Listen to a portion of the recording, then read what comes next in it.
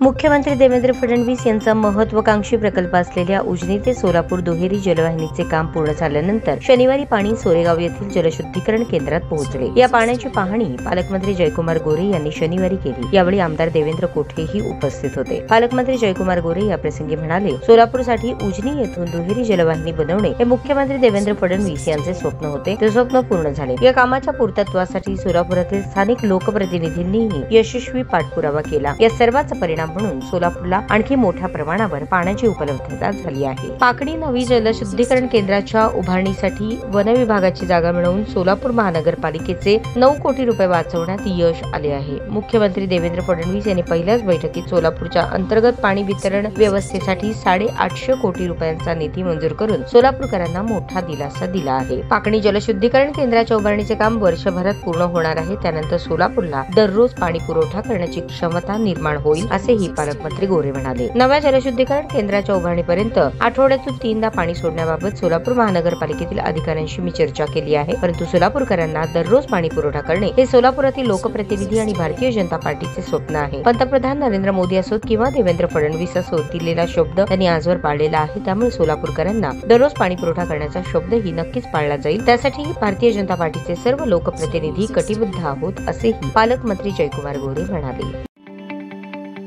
ताज्या बातम्या पाहण्यासाठी प्राईम महाराष्ट्र न्यूज चॅनलला सबस्क्राईब करा।